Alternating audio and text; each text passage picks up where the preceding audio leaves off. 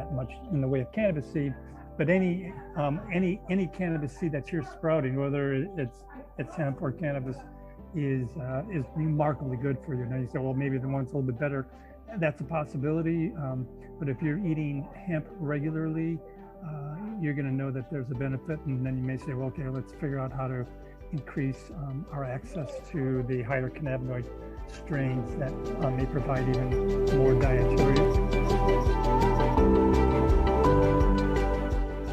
Welcome to the Miracle Plant Podcast, the show that inspires, promotes, and gives you a daily dose of inspiration from the people who have used cannabis to change their lives in extraordinary ways. Here's your host, Justin Benton. Welcome, everybody, to the Miracle Plant Podcast, where we discuss this amazing plant with so many names and how it helps people in such extraordinary ways all over the world. Today, we have an incredible show for you. We have Dr. William Courtney, the world's leading expert on raw cannabis. He's helped thousands of patients all over the world. He was a part of our journey discovering the power of raw cannabis in its acidic precursor form. That's what the A stands for in CBDA or THCA or CBD or CBGA. So there's going to be some, it might feel a little bit like alphabet soup out here, but we're going to get into the nitty gritty here. I've got my co-hosts here with me on stage as well, Janet and Dan and Latara. We're going to play this interview that we just recorded this week with Dr. William Courtney. And just hope you got your notepads out, maybe a Kleenex or two. We're going to have an interview right now with Dr. William Courtney explaining the power of raw cannabis and how it was helping. He started with people with late stage 4 and 5 cancer and how much research he's done and how many lives he's changed. So sit back, relax, and listen to the interview that we had with Dr. William Courtney. Welcome, everybody, to the Miracle Plant Podcast. And oh my goodness, do we have a special guest today? One of the many of you who know me and have heard our story over the years have heard about this wonderful man who discovered the power of this raw hemp cannabis plant. And you can all say it with me, Dr. William Courtney is here today. He was the one that we found the research back in, I believe it was 2011, helping people with late-stage cancer using raw hemp, raw cannabis, whatever you want to call it, and using it when having tremendous results. And that was the kind of the aha moment for us and the evidence that we needed and gave us the gumption to take the next step when we were looking to find an answer for our son's regressive autism diagnosis. And now, as we all know, who follow me on the podcast, know that he's no longer considered on the spectrum or have autism. He's neurotypical. We just had breakfast this morning. And again, we call it the miracle plant for a reason, because this plant helps our body heal itself and find homeostasis and balance. So, Dr. William Courtney, welcome to the Miracle Plant Podcast. How are you? Very good. Thanks for inviting me. Yes, well, please give for those of you that don't know you as well as I do and understand all your accolades, please give a little brief description of what you've been up to and all the incredible accomplishments you've had in the cannabis arena over the years. First of all, I shouldn't be taking as much credit as you're trying to give me. Raw cannabis was used 3,000 years ago, in the Middle East, and my middle daughter's name is Unani, based on these medical schools that have been using raw cannabis. So we're really kind of last at the table, but it's as long as you get a seat at the table and make it part of your diet, the plant will do you very well for treating conditions, preventing conditions, supporting health. It really is an incredibly essential dietary element. Absolutely. And how did you come to what was kind of those aha breakthrough moments for you to start looking at the raw side, the juicing side of cannabis? Was it intuition? Was it some research? Was it historical? What kind of led you down that path?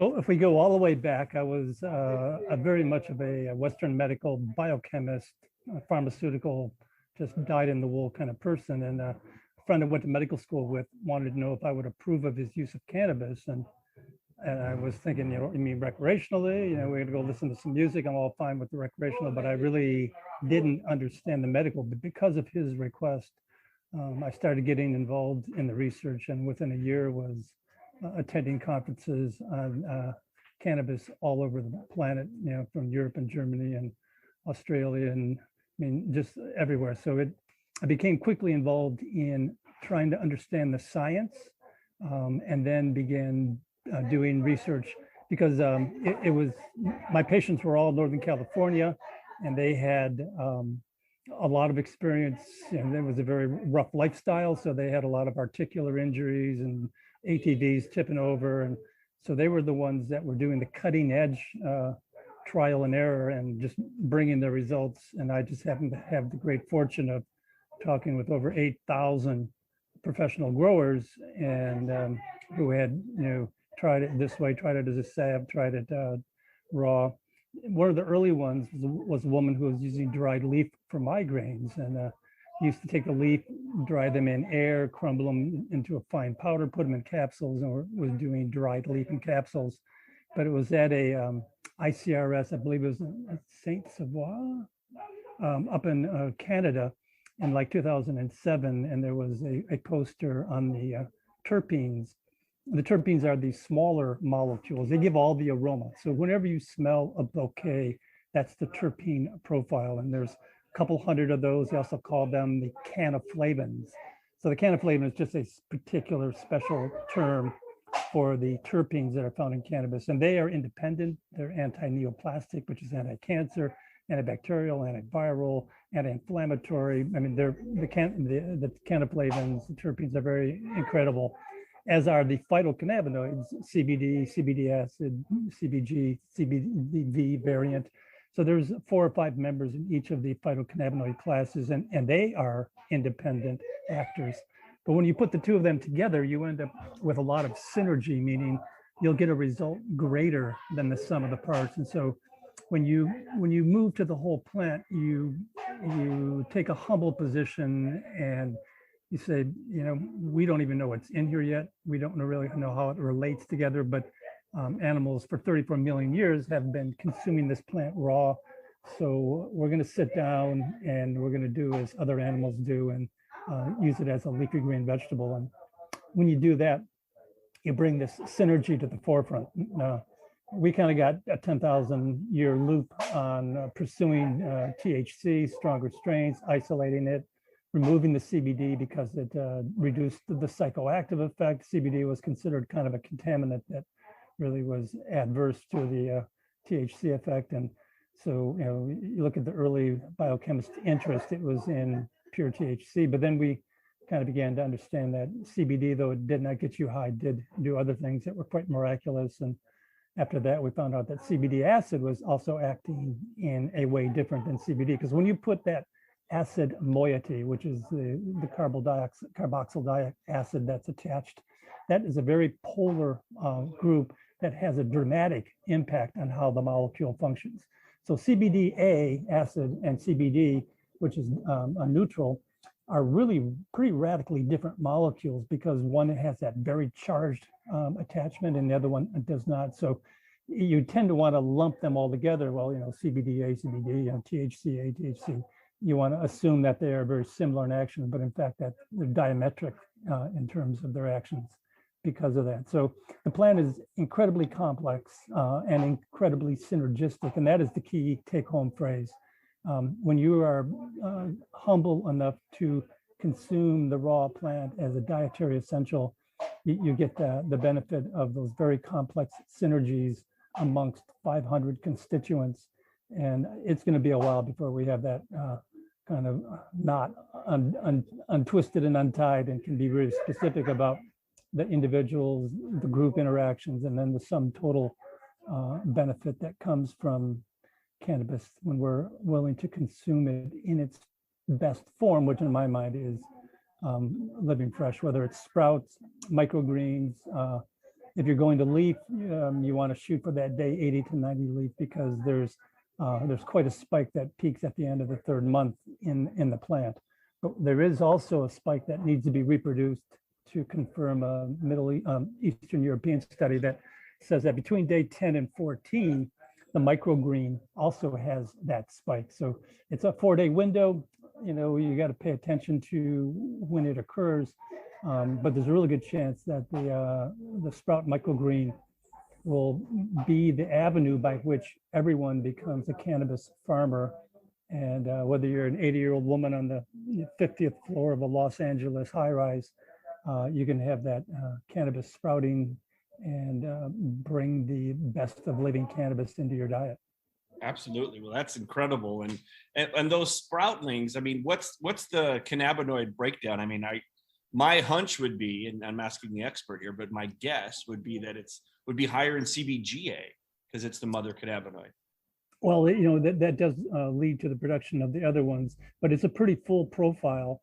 And in fact, that would be the first experiment that I would reproduce, is to, if I can find someone with the resources, if we could get a gas chromatograph coupled mass spectrometer evaluation of the seedling at, say, day 7, 8, 9, 10, 11, 12, 13, 14, 15, we should capture that entire spike.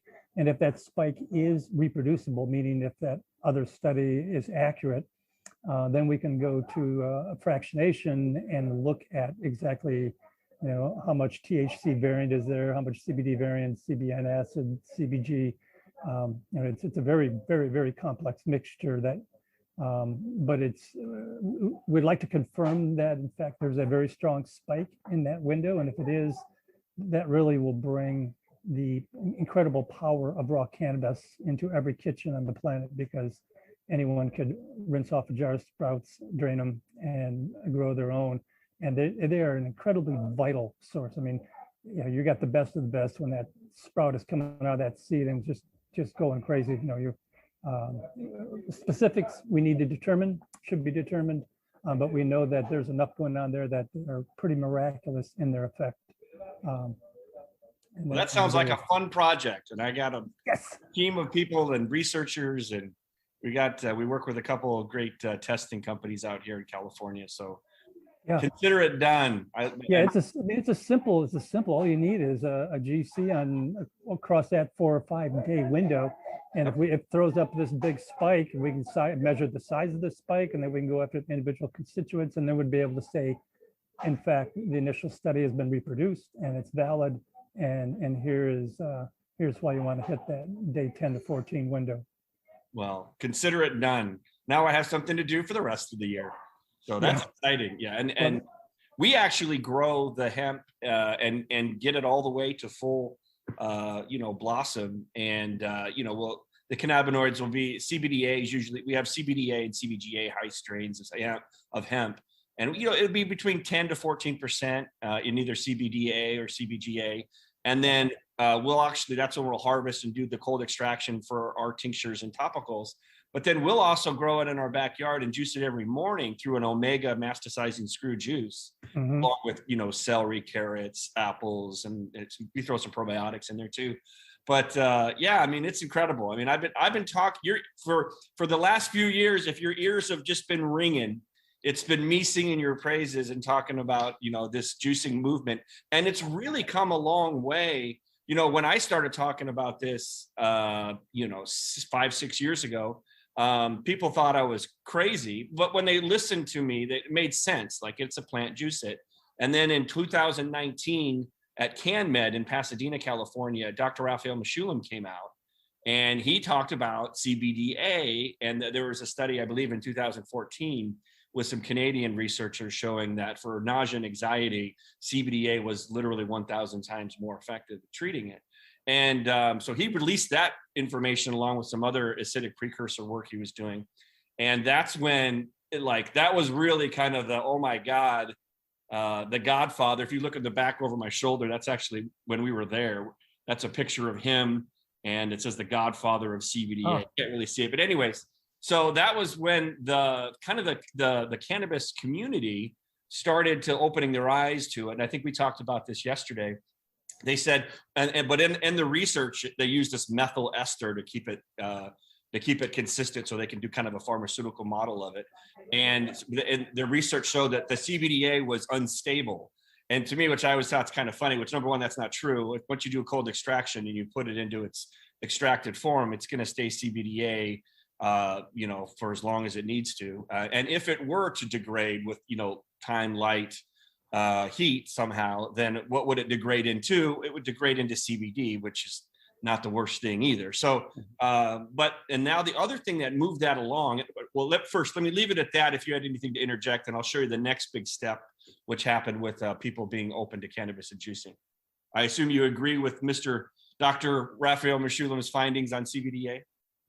Yeah, yes, and the folks in Northern California, we were presenting papers in 2012 and 2005 was when I first got into it, and was, like I said, it was because of a medical school friend who asked me to approve his use, and I said, well, what am I approving of? And so by 2005 we were just because there are, at that point in California it was a medical thing, so you needed medical approval. So I got into medical approvals and quickly developed 8,000 personal patients and wow. 40,000 people in the area that were reading newspaper articles and listening to talks on the radio, and there was just an enormous amount of information that was being winnowed out as we looked at all the ways people were using it, all the conditions they were using it for, and from a physician standpoint, it's kind of like, how can one thing have such a broad and diverse effect? And that's what led me into the endogenous cannabinoid system. And every one of our cells, the intracellular environment called the endocrine.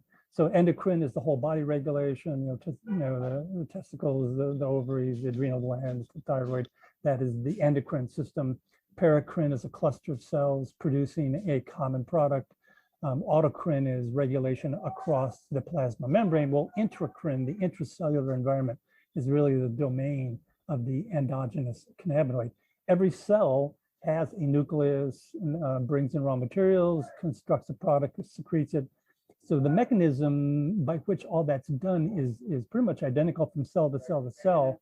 And so when you support regulation of cell function, and you don't stick it to a particular cell type or tissue, you essentially have this ability to deal with any kind of genetic disorder that might arise where there's going to be an abnormality in synthesis. And so it allows this disease, wherever it arises, to be ameliorated, because that disease has to be operating in that same environment. And the exogenous cannabinoids come in, support the endogenous, and suddenly you have this plant that can help any cell because it's involved in cell regulation. And so therefore, I suddenly came to a bit of an understanding of why the cannabis has such a broad ability to assist, because you're not targeting the symptoms of diabetes or the pain of inflammation. You're looking at cell function, and all those disease processes occur at the cell. So if you are at the cellular level, you can be helping with insulin resistance, glucose elevations. You can be helping with high blood pressure, low blood pressure. It's like, how can something help both high and low? Because it's helping the body to get back to a normal level of optimal function, and that's what its primary focus is to assist ideal functioning of a trillion cells. And it's a complex environment. There's some estimates that our solar system, the Milky Way, has 100 billion stars. And so if in fact there are roughly 1 trillion cells in the human being, a simple mental kind of analogy would be, we have close to 700 to 1,000 Milky Way galaxies worth of cells in the body. And that's more than mind-boggling, but someone could probably correct me on the math, but that is an approximation, giving us a sense of regulation is one of the big mysteries in life. I mean, you take that many components and you try to regulate them to function in a uniform and optimized fashion, you are getting close to the mystical. Yeah, well, that's beautiful, and I'm glad we have all that on recording, because that's some poetry in motion. So now that we know this and we're having this conversation, and you've discovered it before I did, and it unlocked my son's potential to heal himself and his inflammation and the neurological elements and the pesticides and the heavy metals and everything that had got locked into his brain and what was not allowing his body to operate efficiently, because he was healthy, happy, playing catch, talking, walking, and then bam, it all disappeared. And so how do we get the word out? I mean, we're going to, trust me, I'll get this all over the place, and we go to all the conventions and all those kinds of things. How, first of all, how have you seen things change as far as people? I mean, there's been a lot of change in the way people perceive cannabis, especially even the name of it. How have you seen it, kind of shift over the last, let's say, 10 years? And what's the next steps to keep pushing through that people can really understand that this plant is what we all should be taking on a daily basis to find that balance or homeostasis? We've got to get that dietary analysis, that little box of nutrients that's on the back of every candy bar and juice and cereal pack. They list important elements. The terpenocannabinoids are a critical element, and that the amount of that's available needs to be information supplied to the consumer of food, regardless of its form.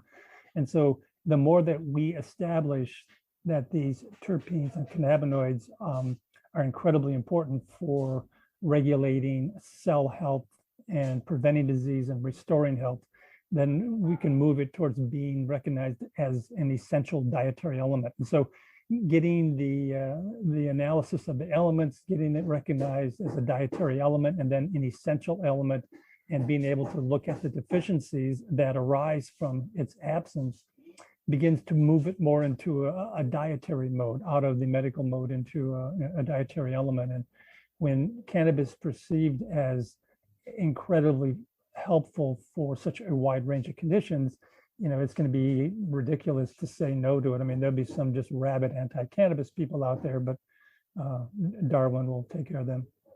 Yeah.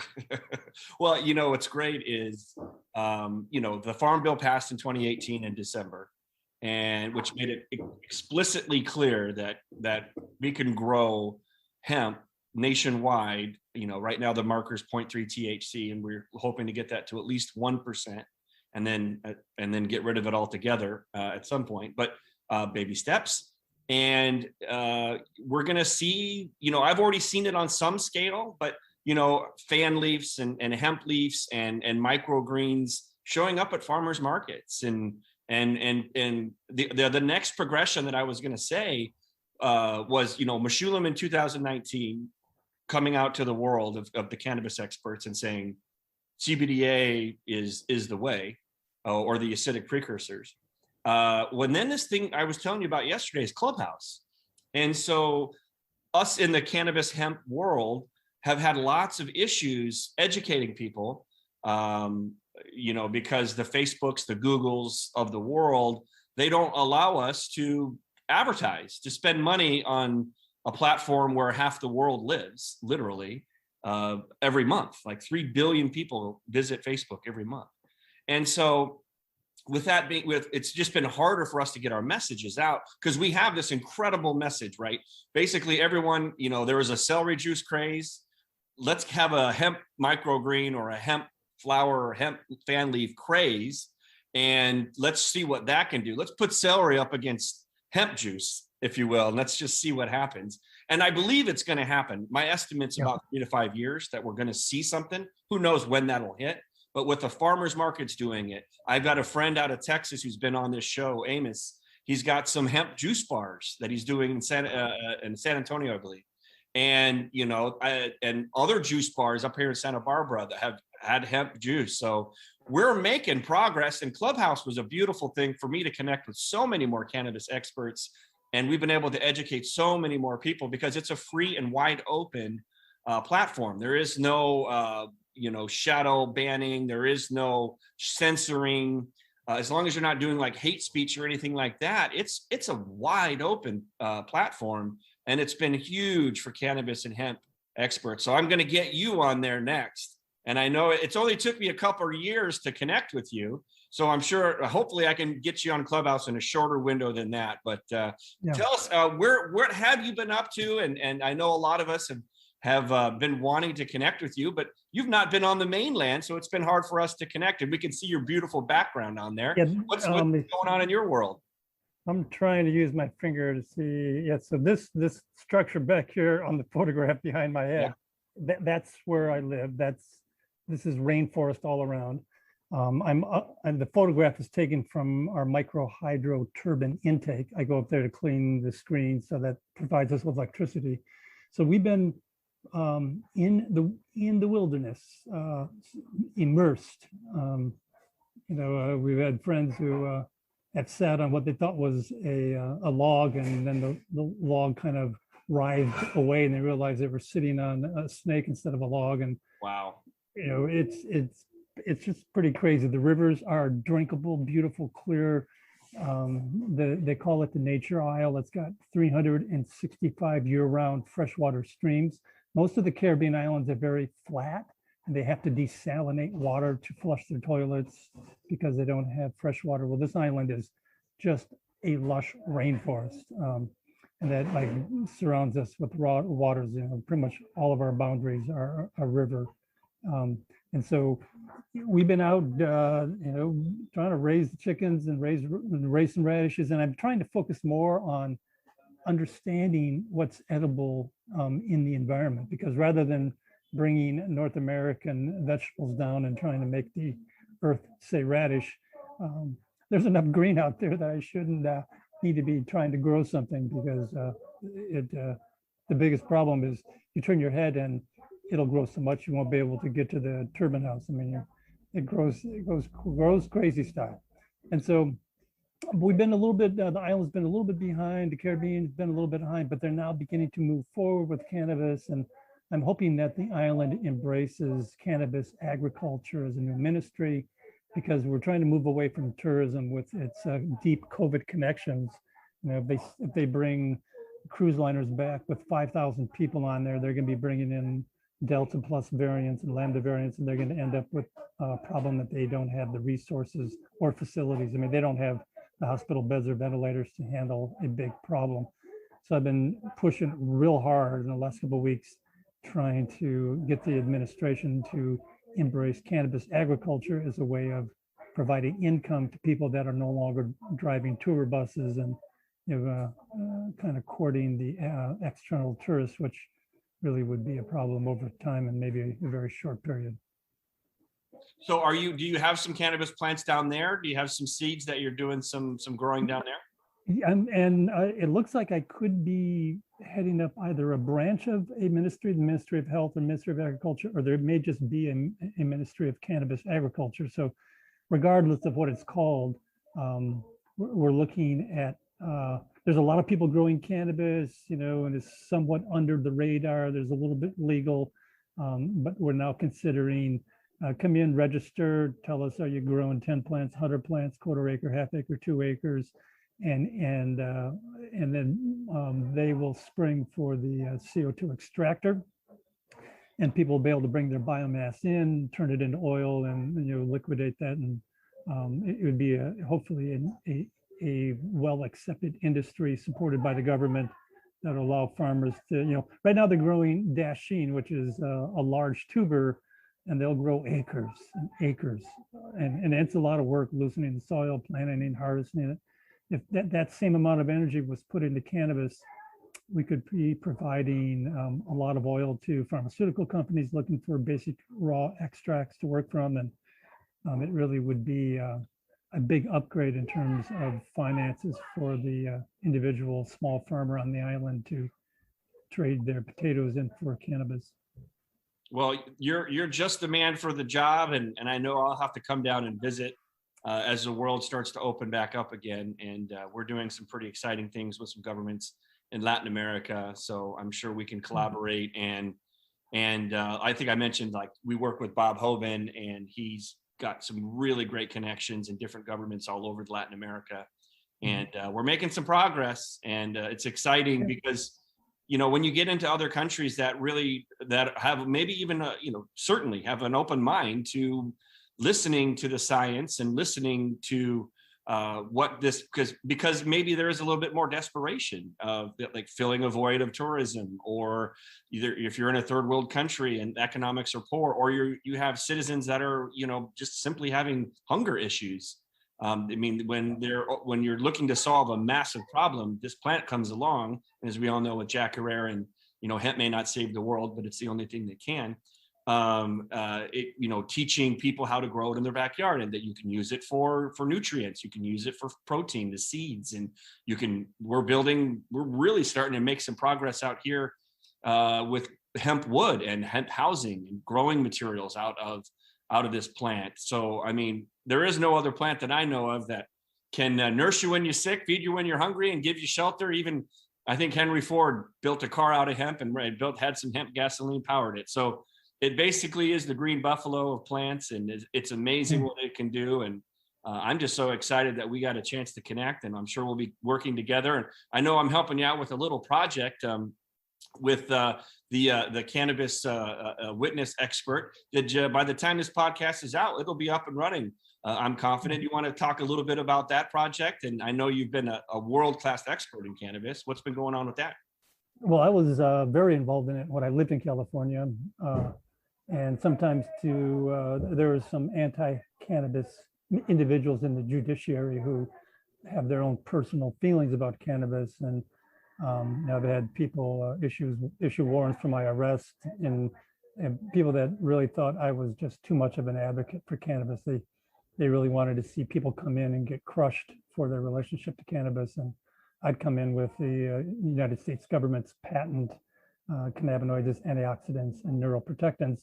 And that patent right there is going to protect anyone growing cannabis, because essentially you're going to be following their kind of human dose guidelines that are printed in that particular patent.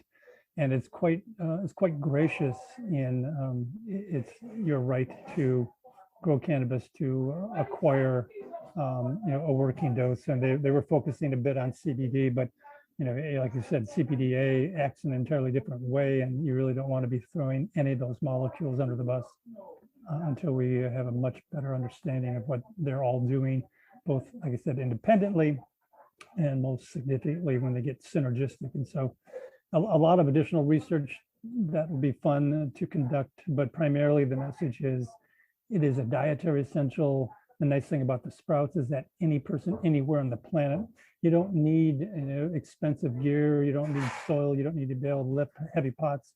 If you got a quart jar, you are a hemp farmer, and you can get I've had patients that have brought in 50 pounds of hemp seed. You can get a boxcar full. Maybe hemp seed isn't as good as cannabis, and it'd be nice if there was that much in the way of cannabis seed. But any cannabis seed that you're sprouting, whether it's hemp or cannabis, is remarkably good for you. Now you say, well, maybe the one's a little bit better. That's a possibility. But if you're eating hemp regularly, you're going to know that there's a benefit. And then you may say, well, okay, let's figure out how to increase our access to the higher cannabinoid strains that may provide even more dietary.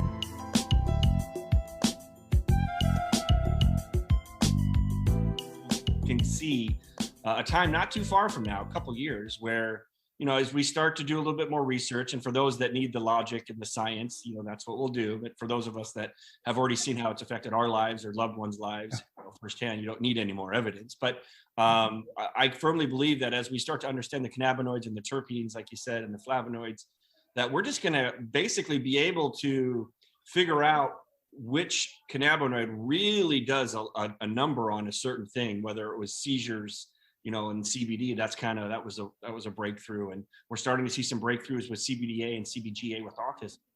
And as we start to see, we'll be able to understand the cannabinoids, and certainly the terpenes, I think, is kind of the mystery component of the plant here, that it really, the delivery system of the cannabinoids, and has even, I think beta carotene even interacts with the endocannabinoid system, that we'll be able to grow plants for ailments. And then the next generation will be we have these genetic tests and all these things that we're doing, that we'll be able to grow a cannabis plant that's basically designed to supplement our endocannabinoid systems and bodies where we may be deficient in certain areas. So that might be 5 years down the road or what have you, but I just see this is the new frontier, and this is from nature, this is from Mother Earth, and just is so excited to continue to educate and learn and research and just get the word out. You know what I mean? Just so much to look forward to. And some of those strains up in Bhutan that maybe have not been hybridized selectively, so if there's 150 of the 2021 carbons and 130, 200 of the 10 to 15 carbon molecules, it's a complex environment. And so if you go for a wild type cannabis plant, maybe it's not going to have 15% CBD or 30% CBD, but it's likely to have the CBD acids and the CBG acids and the variants of these and 3 carbon tails and the 5 carbon tails. And in fact, there may be something in that complexity that doesn't hit the buzzer quite as hard as a monomolecular hybrid that, okay, I'm getting 30% CBD. This is a walkaway CBD plant. But that's probably about the time that cannabichromene variant is the one that you're really looking for, and it's been pushed off the table as we selectively kind of raise our plants. And because if something goes up, something's going down. And I don't think we're in a position to really decide which molecules we need less of. I know, you get 10,000 articles on CBD, and suddenly there's a headlong rush to let's grow a lot of CBD and make a lot of money. But besides the money part, if you're interested in the sum total benefit of this plant, you got to remain open to, well, what if we had a plant that had 1 to 2% of all 150? I mean, you can't get 2% of 150 different molecules. There's going to be some less than 1, there'll be some maybe 1.2, 1.5. They're not what you call dramatic plants in terms of their genetics, but they may be quite dramatic in the sum total dietary benefit of allowing nature over 34 million years to put that profile together, not so much the humans in race down this cannabinoid, race down that cannabinoid. We can run roughshod over some pretty elegant design work, and I'm trying to back up, and I'm looking for the most wild type, evenly distributed, or not evenly, but completely distributed. I'd like a little bit of all of them there, because there's probably a really good reason that they are there. And we may not be able to decipher that as quickly as we would like, because we tend to be myopic on, get a subject matter that we're familiar with and just go crazy on that and, ignore the rest. But I think this plant, if we could get to like some of those huge wild strains that have not been selectively hybridized, we should put them on a comparison with our more kind of hybridized plants and look at the sum total of the benefits. I know you're not going to outperform a 40% CBD plant for that cannabinoid, but if CBG or CBC or CBN or happens to be the one that is in critical need, you may find that the dietary plant will be there for you, because it's going to revere all of the elements that have been developed over 34 million years. Yeah, I mean, nothing like the test of time. The 34 million years of Mother Nature and natural selection working in its finest. No lab with some isolated white, synthetic powder that's trying to represent 34 million years of work will ever measure up. So we know that, and other people we need to convince, but that's wonderful. Well, I want to thank you so much for coming on. It's been an absolute honor. I'm so happy that we finally got a chance to connect. I'm sure we're going to be working together and talking some more and seeing each other in the physical world when the world opens up a little bit more. But for those that are fascinated by your work and want to reach out, what's the best way for them to reach out to you? So I have a Northern California phone number office at 707-961-1420. And you can leave a message there 24/7, 365. And if you leave me your email address as well as phone number and time, like I work Saturdays and Sundays, but I'm off Monday to Tuesday. Let me know when you're available and rough time of day, put PST so that I know there's a 3-hour shift. And the one thing I'm not so good at is late night California contacts, because that's, way into my sleep zone. I tend to get up at like 1 to 2 o'clock in the morning California time. So, I rack up hours earlier. So we'll work together on finding a time when I'm awake and you're awake, and we'll meet, and I can answer what questions I do know and make some recommendations and support decisions. And sometimes I've been helpful when there's discrepancies in terms of family members, and what do we do about our children? And, as a psychiatrist, I can kind of help get people talking so that they can each participate in decisions made that affect everyone. And, if there's someone who's reluctant, you can't toss them aside. You've got to supply dietary solid science.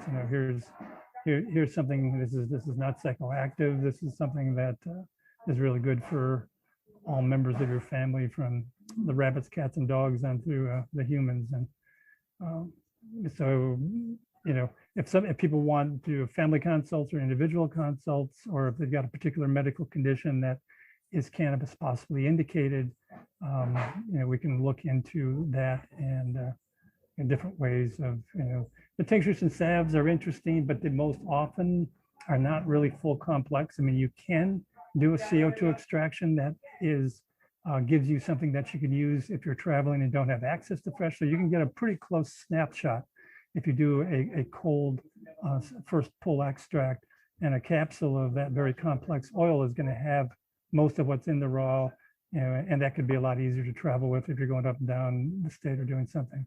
But obviously, if you've got raw, a handful of sprouts is going to be hard to match in terms of complete and total benefit of this plant. And then the website that we'll have up is cannabisexpertwitness.com, right? Cannabisexpertwitness.com, which will have your contact information. And I think we'll even have a little Calendly link on there so people can book and schedule appointments with you. So exciting. And like I said, I'm just so happy to have you on. I learned a whole bunch today. I'm going to be rewatching this and listening to this a few times. And so many great nuggets dropped. And just, I want to thank you for all you've done for the cannabis industry, for my family, for my son. It really is incredible that, you were the first person that I've ever come across that was able to, articulate and do research and science and show and prove that I always say, if you want to get high, go find a high THC strain and heat it. If you want to get healthy, just get yourself a whole plant and eat it. So I'm super excited to meet you in person, or virtually now, in person soon. And again, thanks for coming by the Miracle Plant podcast, and we'll talk real soon. Excellent. You have a very good day. Well, there we have it, folks. What do you say? Oh my God. I think I'm going to have to listen to that 10 more times to get all that information out of there. So incredible to have Dr. William Courtney back in the limelight. He's been down in the Caribbean, and he's been doing incredible things down there and raising a family, and just a wealth of knowledge when it comes to cannabis. So I'm just super excited that I was some perseverance, and I was able to track him down and get this connection going, and bring him to you here on Clubhouse, and bring him to the world, and help him just get this information out there that he knows and he's been studying, and with over 8,000 patients in Northern California. And he's just a wealth of knowledge. And I know I'll get him here on Clubhouse, and so we can connect, because I know there's so many other great researchers, doctors, people in the hemp and CBD and cannabis space that are here for the right reasons, that are here to pay it forward for what this miracle plant did for them and their families. And we're on a mission, that's for sure. So any questions or any comments while we've got the folks here on stage? Go for it.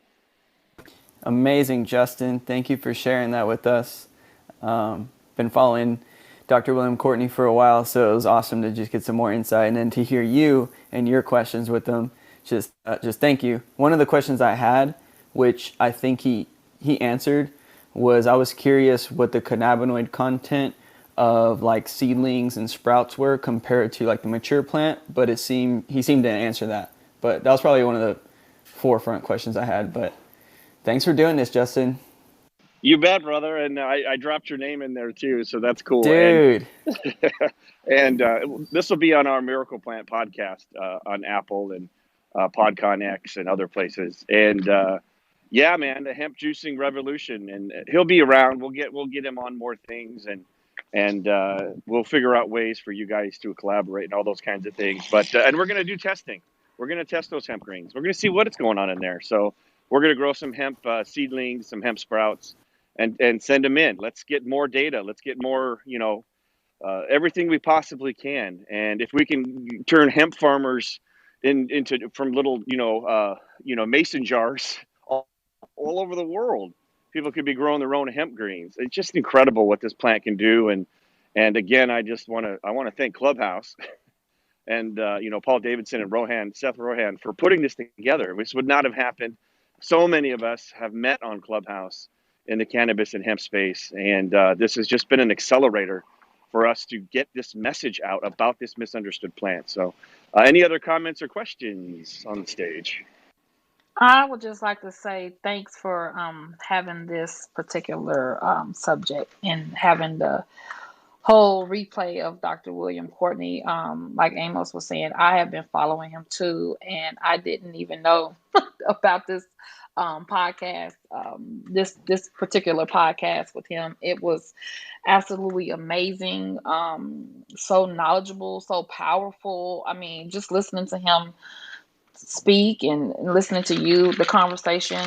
I mean, I have notes and everything. It was really good, really good. It was definitely worth getting up. I was a little tired, but it was definitely worth getting up this morning.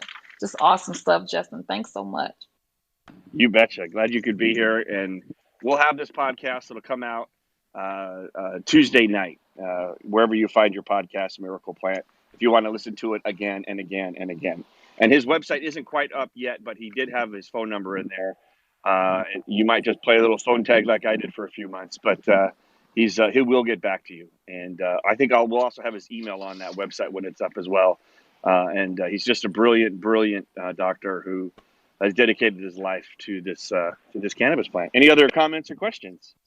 I had a quick comment. I took notes too. I'm going to have a blog. I'll write up a blog that also highlights some of what he said for people that had trouble getting through all the information, and also hopefully will lead our group of people to the podcast and listen to this. Very unique and very helpful. Absolutely. And any other comments or questions before we call it a wrap? Yeah, I have one. Justin, first of all, kind of glad to meet you on here. I live in a unfortunately CBD unfriendly state. And the funny thing is it's an agricultural state, and hemp could probably save a lot of the farms out here. But I would pose the question, though. There was a lot of talk about strains. And when I talk to people about CBG out here, nobody knows what I'm talking about. And so I think you're correct when you're saying get people the data, because that's the only way to explain it to some people, and especially in rural areas. Also, my question that I would pose would be, talking about all the different strains. In the meantime, I'd like to see the benefits of the full spectrums for treating specific ailments, because I think just like a broad spectrum antibiotic, even before we know specifically what each of them does, it's still beneficial to gather some data just on general, and I guess general full spectrums. Absolutely. And that's what we were talking about in this conversation. That's what we firmly believe. Unfortunately, a lot of the research model is based on single molecule pharmaceutical model, where they take one thing that can be repeatable over and over. And that's the FDA regulations, right? They want things that are repeatable, and they want things that you can have a controlled environment. And that it's just one thing that does this one thing that's measurable, like a scientific method. And so as we heard here on the show, as we've seen in our real lives, and as the doctor really got what's called the entourage effect, to do research on that, to understand that the over 500 plant constituents working together like a symphony is really where the power of the plant is. And we talked about this with Dr. William Courtney today. And there's research coming out. We're doing research. There's other organizations, there's universities that are doing research on full spectrum. For us, it's more than just full spectrum. It's full spectrum, whole plant, because full spectrum is really not a term that's being regulated. So people just throw that on a label, and it can really just mean that it's got a little bit of CBD and a little bit of THC and maybe a little bit of CBG. To me, full spectrum is like a full spectrum of light, where you have all the colors and the shades. Just like for me, full spectrum means you have all 512 plant constituents together, which is the only way you can get that is by juicing it or cold extracting it. So that's what we do, and that's what we teach others how to do. And that research is coming. For those, like I think I talked about earlier, there's 3 ways you can convince somebody something. 1 is by emotion, so you can hear a story and connect. 2 is by logic, which is the data. And 3 is by urgency and like deadlines where you have to get those things in. So, for a lot of us don't need any more evidence. And sometimes the proof is in the pudding. So if you have regulators or government agencies that you're dealing with, or just local farmers, proof's in the pudding. Reach out to me. We'll send them some products. We have some topical products that are just basically cold pressed hemp. And you rub that on where the pain hurts and the pain goes away. I don't think there ain't much more evidence you're going to need than that. So, but I would love to help out. What state are you in that you're having issues? Okay, so yeah, it's funny. It's not, even if the product worked, Justin, unfortunately, it's a mindset. And I'm in Nebraska. Oh, go Big Red! I'm from Omaha, where baby. it's technically legal, but, certainly We'll get a store going out there. There's some actually enterprises. I forget if he's the president of HIA. He's got a huge hemp thing. There's a Nebraska Hemp Industries Association chapter out there.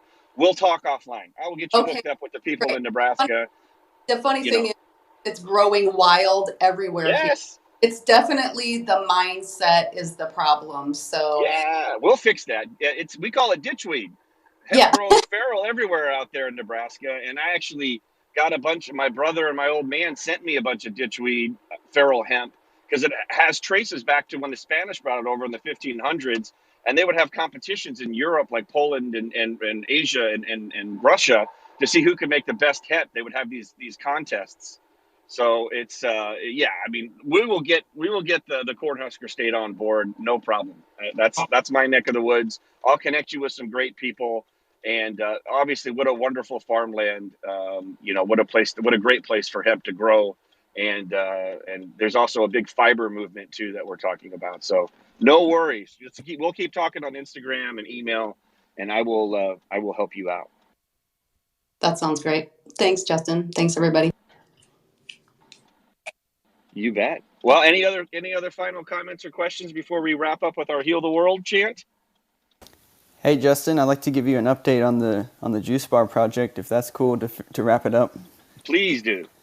Yeah, so it's looking like I closed my first round of funding, and we're currently working with the Juice Bar consultants, which is very exciting. And our opening is looking to be about January 2022 here in the northeast side of San Antonio, Texas. We'll be heavily focused on offering raw hemp juice, but we'll also offer regular fruit and vegetable juices, and we'll be incorporating lots of hempcrete in the bar build out and hemp wood as well. But definitely would love to have you come out, Justin, for the which we're looking to have on 4/20/2022. But it's rocking and rolling, so it's been really cool to talk about it, start the planning, get the funding, and then start really nailing down the details, and then getting closer and closer to launch. So it's an exciting time, and I knew that you'd be interested in an update. But when that happens, I'll give you a heads up, and I'd love to have you fly out here to Texas and come join us in celebrating that opening. Heck yeah, brother! You count me in. What's your timeline looking like? What are you thinking? And then add a month, right? Yeah, typically. It's looking like January we'll have a soft opening. Awesome, man. Well, count me in, and maybe we'll catch a playoff football game down there about that time. So that sounds like a blast. And tip of the cap to you for all you've done. And, you've done such amazing work in the hemp industry. And, not only with products, but with knowledge and teaching people about how best to use sustainable packaging, clothing, and shoes and underwear. And you are a shining light as well, brother. So happy to have you on stage. I can't wait to go out there and help you welcome that up. So any other final comments or questions before we wrap up? Justin, I just want to let you know that Zari's anniversary with 101 CBD. It's been exactly 2 years that she's been taking 101 CBD to help her heal from, and I said heal, from autism and epilepsy. So it's the anniversary. I'll be sharing that on my Instagram as well. That's awesome. That's what we're all about. Pay it forward, one family at a time, one miracle at a time. And just so happy that all the stories that you've shared with yourself and your daughter, and we'll just keep sharing these stories and keep passing them along, and just wonderful news. I'll be sure to make sure we get that out on social media and repost it and all that great. So at the end of every podcast and every meeting, we say heal the world, because that's what this plant does, and that's what our mission is all about, is to educate, is to offer the same products, to collaborate, to just raise awareness about what this plant can do. And once you understand what a plant can do to help you, you can start to understand what else you can do to help yourself, like eating other whole plants, and drinking clean water and exercising and going, getting great sleep and being mindful, the holistic healing that our body naturally knows how to heal, just like when you're 7 years old and you get a scratch and you wake up the next morning and it's gone. You don't have to tell your body to heal. Your body knows how to heal. Sometimes we just got to give it a little extra help and eliminate some of the things that aren't helping. So on the count of 3, we say heal the world, because that's what this is all about. So everyone unmute your mics. Even those of you, thanks for coming in the audience. You don't have to be on stage to say it with us. We're going to send out those positive vibes of healing energy to those people around the world that are looking for healing. So on the count of 3, let's say heal the world. 1, 2, 3. Heal the world. Woo, Everybody have a great weekend. Yes, thanks for coming in, everyone, and we'll see you next Saturday, 10 a.m. on Clubhouse.